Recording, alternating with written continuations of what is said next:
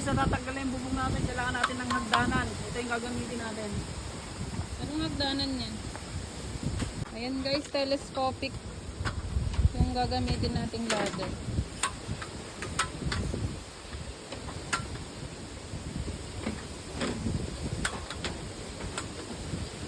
Steps. Ayan, 4.3 meters, 11 steps. Guys, oh, yung bubong kasi namin, no.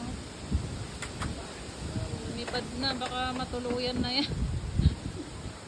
Kailangan na natin siyang itali. Sobrang lakas kasi ng ano guys. So, hindi ata kailangan ano pa na. Sobrang lakas ng hangin. Signal number 4 kami ngayon dito.